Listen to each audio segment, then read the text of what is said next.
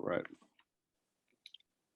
What's going on, guys? Welcome back to another episode of Mainly Celtics. We're down Nolan today. We were down me last week.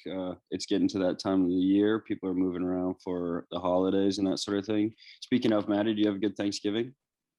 It was a wonderful Thanksgiving. My cousins were up.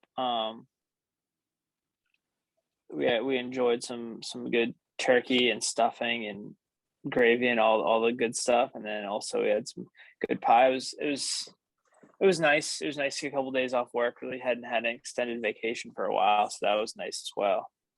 Yeah, we're getting to that time where the school vacations start. I think, isn't it after Thanksgiving there's no more than 6 straight weeks of school without a vacation?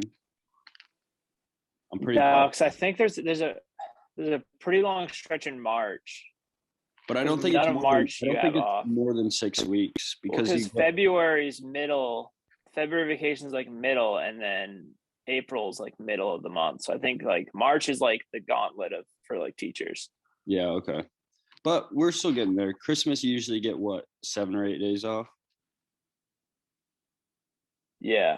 Like including the weekends. Yeah, we usually get like about 2 weeks off. Yeah. Like 10 school days or so.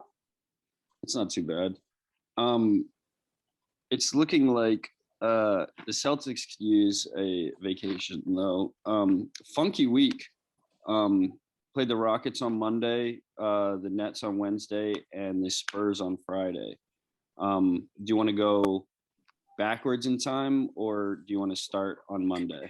Let's start with the Rockets game. That game they just kind of did exactly what needed to be done. Yeah, which was nice to see. This was Jaylen Brown's return, right? Yes. Jaylen was back. Rob was back for that one as well? Or no? Rob Williams was back 23 minutes. Okay, that's what I thought. But he did not play against Brooklyn or San Antonio, correct? Right. He didn't play neither one of those games, which has been tough. It has been. It seems like there's it's crazy to think that having your starting center play leads to winning games. Yeah, dude, it should, but it's one of those things getting frustrating. It's to the point now where it's like, okay, like by now we just kind of have to start to adjust a little bit because like it just seems like we're not going to be consistently healthy. We've had this whole stretch of games, whether or not it's been Jaylen, whether it's been Schroeder, whether it's been Tatum's been pretty healthy for the most part, but like Al, Rob, it seems like no one is healthy. Like not everyone is healthy all at once. No. And so we need to start playing better when one or two of those guys are out because we can't just continue to sit around 500 and have the people healthier. Right. We're just gonna get slapped around if that's the case. If it's interesting to see the breakdown of like I mean, it's basically 3 guys off the bench in these games. Even the games with Jaylen and Rob. I mean, we're talking in the Houston games, there are only 4 players who played over 10 minutes, and Enes Kanter was one of them with 11. So like that doesn't really count. I mean, it's basically what we saw in Houston at least was Schroeder, Langford, and Grant, and that's it. You know, we're not seeing Naismith. We're not seeing Pritchard. We're not seeing Jabari. I mean, it's strange to, especially with the player health that we have, it's strange to not see the minutes moved around. What do you think about that? I think we're starting to see it a little bit, but I mean, I can't tell if that's more because of just the injuries, because we did see Naismith and we did see Jabari and all those guys. We saw them start more towards the end of the week. Mm-hmm. But I think that was also partly due to the fact that just the way the games are going at both points in those games, we were down really big. So at times that you might just throw in some energy guys. And I think we began to see that because I think in the Brooklyn game, we had one stretch. I mean, it wound up being like a fairly decent game at the end, but there's one point I think they're down like 24 points, and they went on a run in I think the end of the third into the fourth quarter that really closed the gap. Yeah, they were down big in the second. Yeah, second even into the third. I think it was about midway through the third quarter the Celtics started to kind of turn around and go on a really big run. Mm-hmm. But it's just, and then once again, they didn't have a great fourth quarter, which has been the story of the season. We'll kind of get more into that later, but no, I mean, the Rockets game was fine. There's not really big takeaways from it. It was the Houston Rockets game they should win. The Rockets had one win at the time. Now they're up to 3, but still, Right. They're probably going to be one of the worst teams in the NBA. They're just not a good basketball team. No. So not really much to take away from that game. The only thing in looking at like overarching numbers, we see the same sort of trends that we've seen throughout the season. The Celtics are the best third quarter team in the NBA, and their differential in this game was 18 in the third quarter. And the Celtics are the worst fourth quarter team in the NBA, and they were -5 in the fourth quarter against the Rockets. Yeah, it's tough to judge on a game like that just because like the end of the game, like we did put our subs in, but trend wise, it doesn't look great. Yeah, no, the fourth quarter has been a struggle for us, and we can just jump right into the Nets game. We saw in the Nets game we really did close the gap in that third quarter. After having a really poor first half, and then they were able to kind of expand the lead once again in the fourth quarter, and it's just been the story of the season, and it just really is frustrating to have these games either be close towards the end and slowly slip away, or have games where we're winning and then just lose in the fourth quarter. Like, it's very frustrating to watch when we've been in it or we've been winning the whole game, then we wind up just losing the game at the end. Yeah, it's just become a thing. Like, the Celtics are. That's not hyperbole when I say the Celtics are the worst fourth quarter team in the NBA. Like,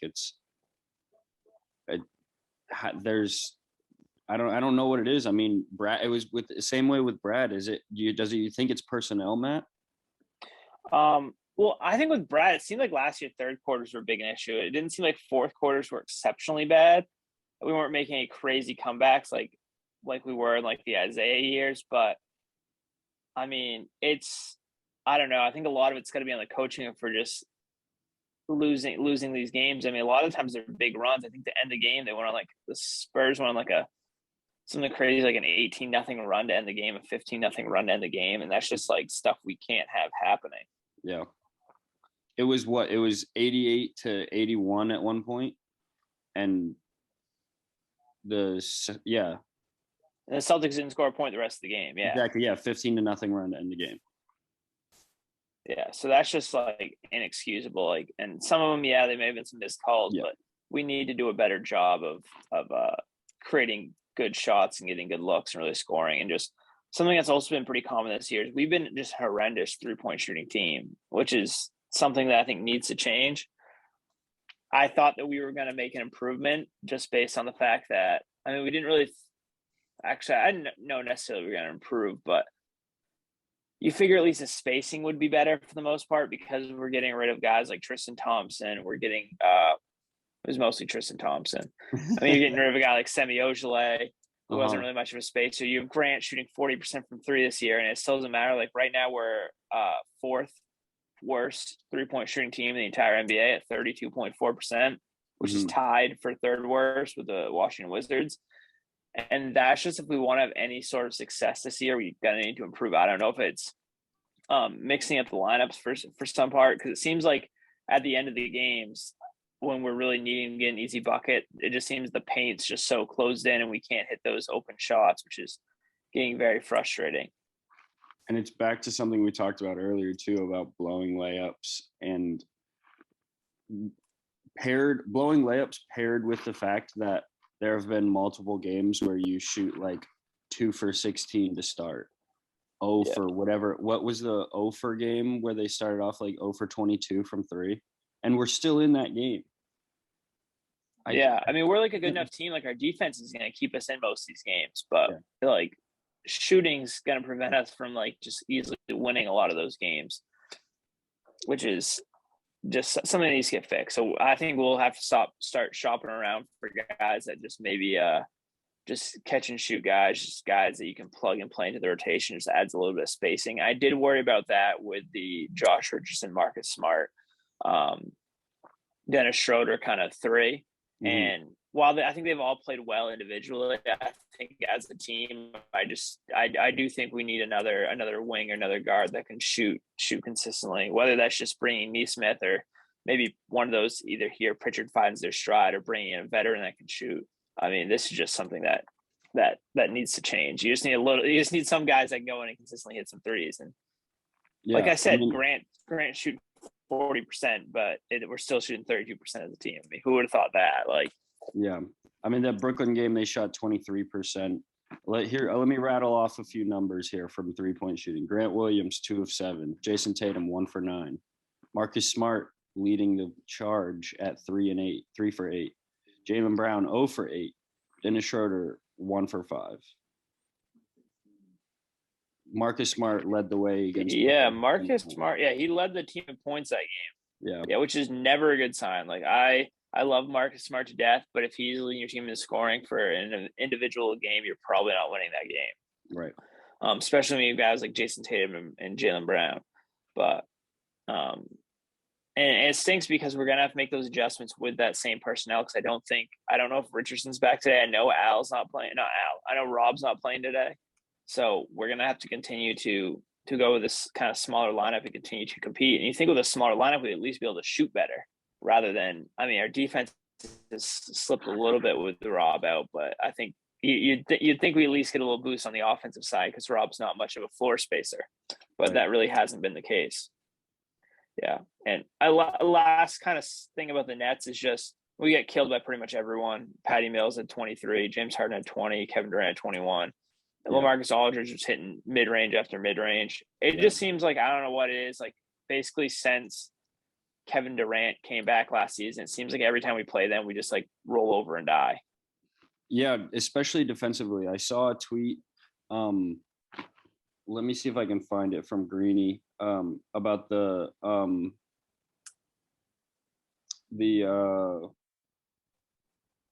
points scored against Brooklyn, or points scored for Brooklyn against the Celtics.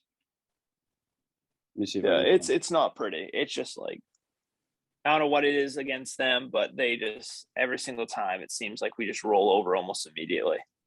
Yeah. And it seems like it's usually, even last year, I think when they were down KD and Kyrie, they still just rolled us with just Harden. Like, I don't know what it is with this Nets team, but I feel like we have not played them well at all the past 2 seasons.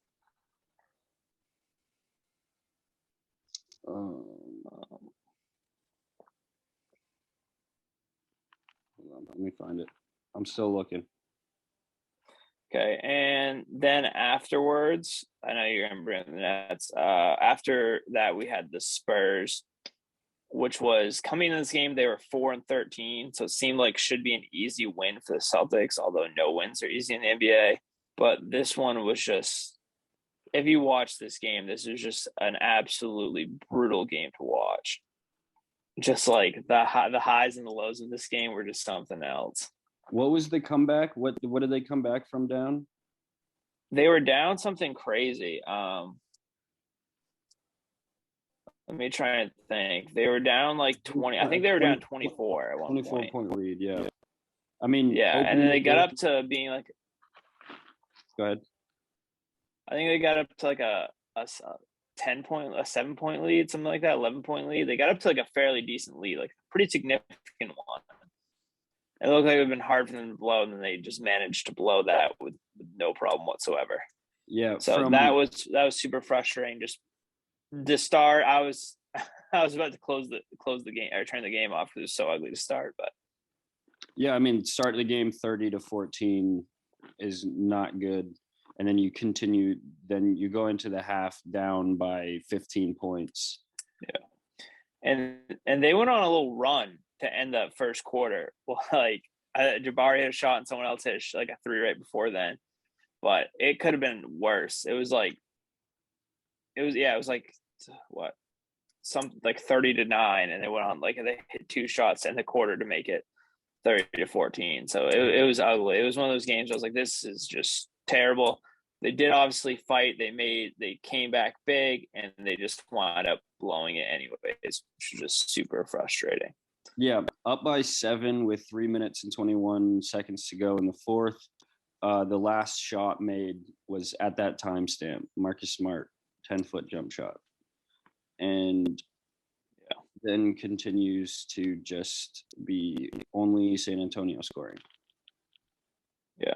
I mean, I was just really impressed with DeJounte Murray. Like, he was just looking really good this game.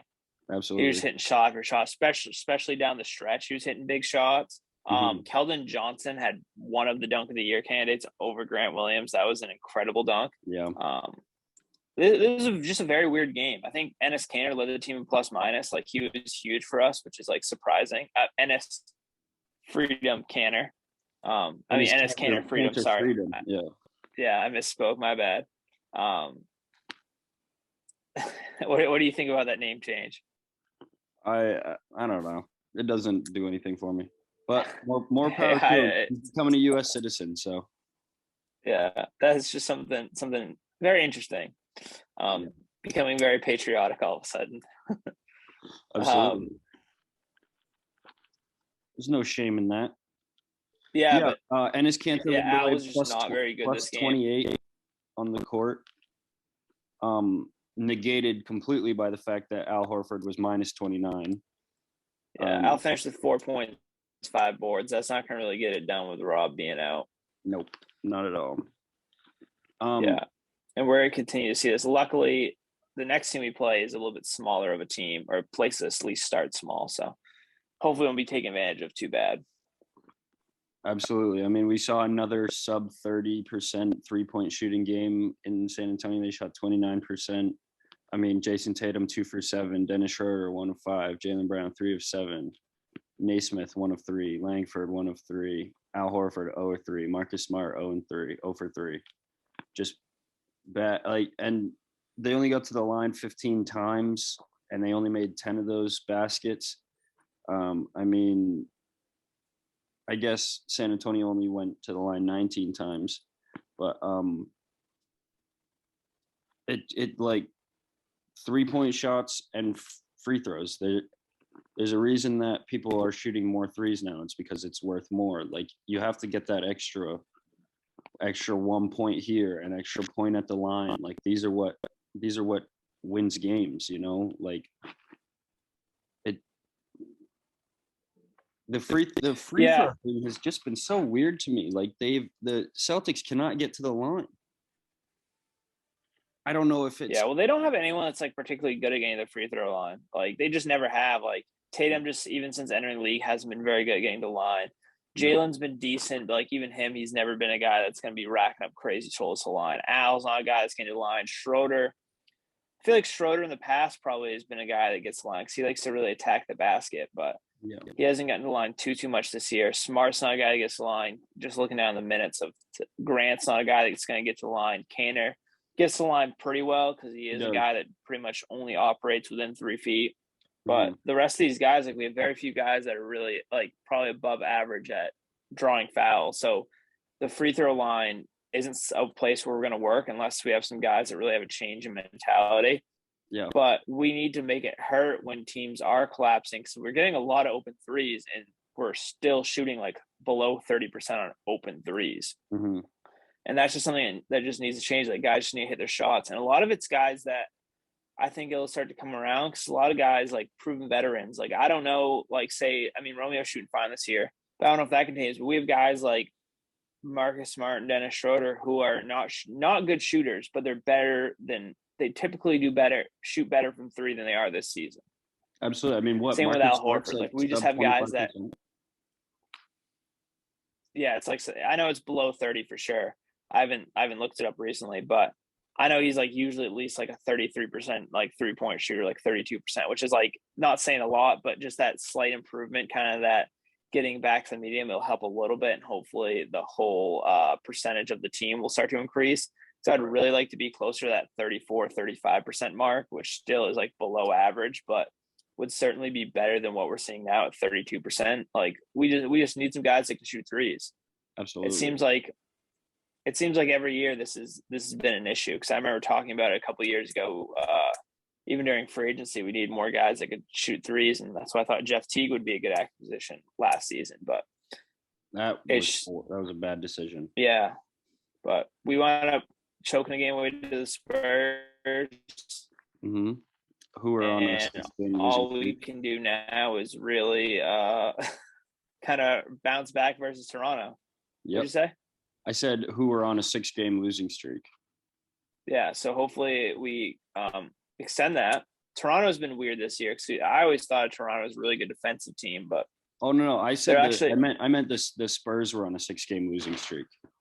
Yeah, I mean they were 4-13 coming into this game. Yeah, bad. So yeah, they weren't a very good basketball team. The Raptors, on the other hand, they're like a very decent team.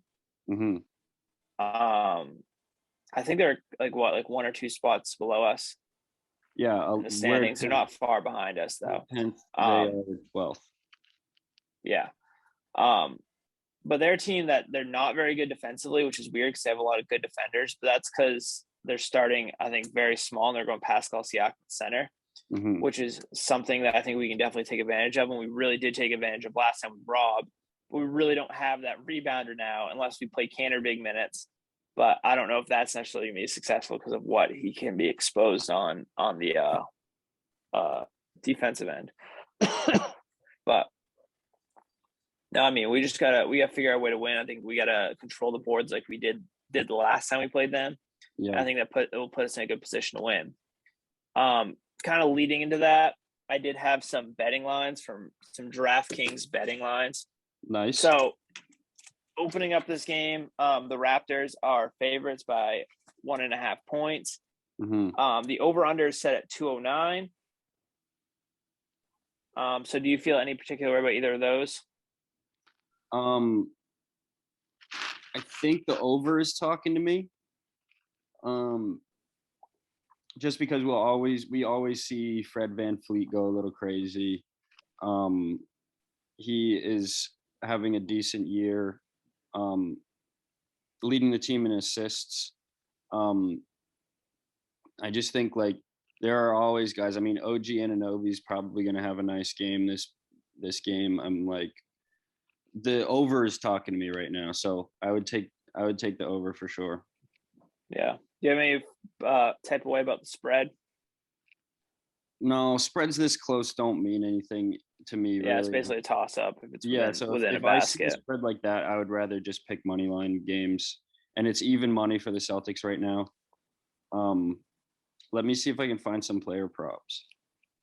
Okay, I already found some. Me personally, yeah. I would like to hit Jason Tatum over on rebounds at 7.5. Like I said, last time they killed the offensive glass. I don't think it's going to be Rob that's really going to take advantage of it as much. I mean, not Rob, Al going to take advantage of it as much. But I do think Tatum will. I also have Tatum plus 280 for a double-double.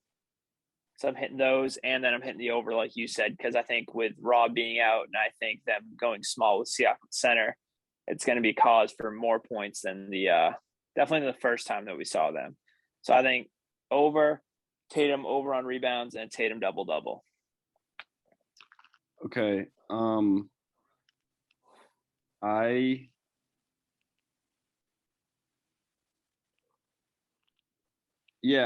Okay, I'll take Jason Tatum over points, rebounds, assists, over 37.5. And I'm gonna stick with my VanVleet pick, and I'll take VanVleet over 17.5 points. He said 17.5 for points for VanVleet. Yeah. And over for Tatum's 37.5. Yeah. Okay, work. Okay, well, we have those. I'll make sure to get those posted. Probably, I'll make sure to tweet those out today before the game starts. Okay. Because I think that would be pretty helpful. But yep. Yeah. So one more thing you want to talk about was the Bleacher Report 24 and under, which I didn't realize this was a running thing throughout the year because I looked back on it because the first article I clicked on had Tatum at number 2. But obviously we have some cause for concern, and this is just a very stupid list. disgusting list. I'm like trying to look to see. I like have to read back up to see if there's an explanation of like why some people are ranked way lower.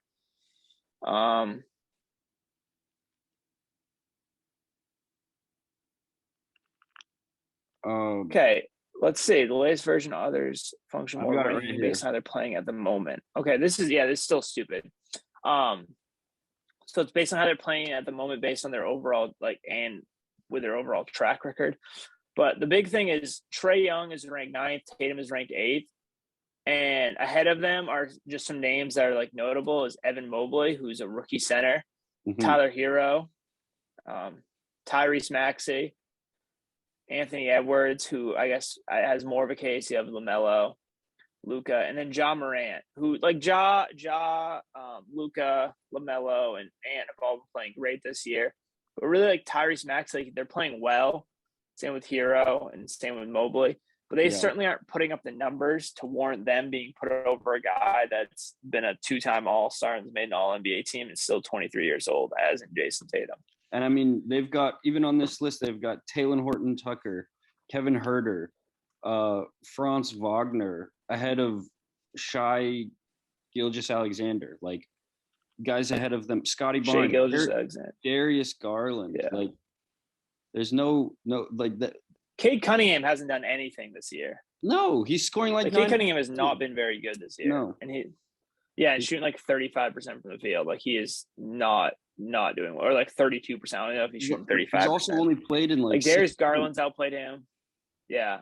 DeAndre Ayton, certainly. It's just like a stupid list. Like just looking at this, like, Kevin Huerter was ahead of the big one. Who's number like 20? Yeah, Shea. Just Shea being at 23 is just ridiculous. Yeah. And Tatum, obviously. Three Kings on this list? Yeah, the Kings. Oh, they must have a really good record, right? They must be doing super really well. Yeah. I don't mind it. Like I like all three of those. Yeah, I like all three of those guys. Yeah. I like Halliburton a lot. I like De'Aaron Fox a lot. I like Davion Mitchell a lot. I don't think Davion Mitchell is a top 24 under 24 player because he's like basically like offensively he's done almost nothing this year. He's a decent passer for a rookie, but he's definitely not been very efficient scoring the ball. But he's been very good on the defensive end. De'Aaron Fox is having a really bad year this year for his sake. And Tyrese Halliburton's been fine, but I don't know. Like this list just really sucks. Like I'm sure if I didn't really even look to like think about who else I put on this list. So I forget the age of some of these guys. They also had the caveat like you need to be 24. And you still need to be 24 by February 1st or something like that. So it like eliminates guys like Jaylen Brown. But it's just this list is just like stupid. And like Bleacher Report, I don't know. They need to do better than this. Like this is just like I think it's very just clickbait, honestly. Absolutely. I mean, Bleacher Report has just been mainly highlights, like their reporting has not been great. I mean, I don't really put much stock into Bleacher Report.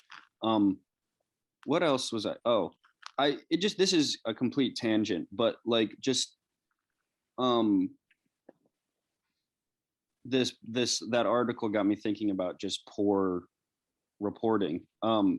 Do you remember during the World Series that like SportsCenter had not posted any baseball content since like the end of August or like the Instagram page. Yeah, the SportsCenter's Instagram and Twitter had not touched on baseball since the beginning of September. Yeah, SportsCenter's washed too. Like they're trying to. I think they're trying to cash in on like some of the sites that have made like obviously like Barstool that have made their living off being like more like social, and less like completely surrounded by sports. But it's like that's not what SportsCenter is to me. Like I come to SportsCenter specifically for sports and sports news. Like like that's what I want to see. I don't care about like the Jake Paul like, and I think it was happening during that. It was like the Jake or Logan Paul fight. Mm-hmm. And they had like multiple posts about that, and it's just like I just don't care. Like they had Squid Game or something like that. It's like that's not what I come to SportsCenter for, like, at all. Like ESPN in general.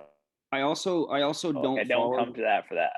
I don't follow these pages to see like throwback highlights. I don't care about like like them just posting a random highlight during the day. Like, give me updated sports news. Yeah, and they have like Woj is like an ESPN employee, and it's like, why don't just like post his like they should be getting his like pretty quick. And I get everything happens so fast, and it's like it's hard to create like a graphic for everything, but still, it is. You think they'd be better on that, like with all the sports news and just being able to like get all the sports news out there, at least at least like the four major American sports. Right. And I mean, like, there's also time to then go into your European Spanish soccer leagues. Like, it doesn't I just think make sense. Their social media team just, I think, this isn't very good. I don't think they know what the people want. I don't think they I don't know. I feel like they're just not hitting the mark whatsoever. No. But well, do you have anything else that's on your mind? Anything else you want to talk about before we go? Sox signed Michael Wacha. Yeah, Michael Wacha. Did you see the price tag? I haven't yet. No, I think it was a 1-year deal. I was like, I don't know what it was. I don't think it was big though. It's like kind of one of those ones you can live with either way, like whatever. Yeah, I'm trying to if it works out, it works out. If it doesn't, it doesn't. Yeah. I've yet to see a Michael Wacha deal is $7 million. Yeah, so basically nothing. Yeah. So it's like whatever. Like it hopefully helps pitching staff. I'm glad they're like at least trying to address the pitching staff. If it doesn't work out for $7 million, then whatever. Yeah, I mean, you're not losing any assets over it. We paid Garrett Richards $10 million last year to and he sucked. So so hopefully provide something for the Red Sox rotation or the bullpen, wherever they deem him most valuable. We need an upgrade overall on the pitching, especially after losing Erod. No doubt. Do you have any thoughts on the status of the other free agents? Like, do you think the Sox will make any splash? I don't know. They said they're big on one of like the middle infielder options, and they're like, we'll either get one of the second base, or if we can't get the second baseman, we'll get a shortstop and either move them or Xander to second. So I wouldn't mind getting a middle infielder. I do think pitching is obviously the biggest thing that needs to be addressed. Yeah. I wouldn't mind another outfielder. Schwarber. No one really. Yeah, hopefully re-signing Schwarber. Hopefully have him, especially with JD opting in. You literally just have 1 year to like keep Schwarber in the outfield, deal with his defensive miscues, or put him at first base, and then slide him to DH when JD's contract's up. Right. So it's like couldn't be a better scenario for the Red Sox in that case. Right. Yeah, it just comes down to how much you're willing to pay Schwarber. I think Chris Taylor. And I don't think. Go ahead. And I don't think he's going to offer a huge price tag because he's like not a defender. I think most NL teams aren't going to really be like chomping at the bit for him. I think he's going to definitely get more interest from the AL teams where he can be a DH. Mm-hmm. I think Chris Taylor addresses both an outfield and a second base need because, like Kike, he could play both positions. I think that's the sort of the buzz that I'm hearing is that the Sox are highest on Chris Taylor, but I would also not be surprised to see, I don't know, maybe if it's hard to say though with these middle infield options because Correa, Story, Seager, Simeon, all these guys are going to want long-term deals. They're looking. But I don't think. Go ahead. I think one may wind up just like having to settle because I don't think that many teams are gonna be willing to offer that many long-term deals. So I think one's gonna maybe try and do like a bet on me contract, like a 1 year high price tag for that 1 year, and then try to re-enter free agency next year when the middle infielder class isn't as loaded. And that's where it comes in. That's my thinking on someone like Trevor Story. Maybe he takes a 2-year deal where he like bags 40 million or something, like, and then 40 or 50 million, and then plays for 2 years, and then decides to re-up or not. And at that point, there would be a whole different scenario with price tags and the sort of free agent market. But I do think you did say that not many teams would be willing to go that deep into like a deep long-term contract. I do think LA would sign someone. They would probably sign Seager back. I think New York would sign Seager or Correa for big money. And I think Simeon honestly gets like, he was the third candidate for MVP this year. I think he gets at least 20 million a year. Yeah, but I don't know. It seems like there's a lot of options. Seems like a lot. I would just have to see how it plays out for the most part. What teams have a lot of spending room by the time those guys are starting to go. Hopefully, the Red Sox kind of luck into getting a team friendly price.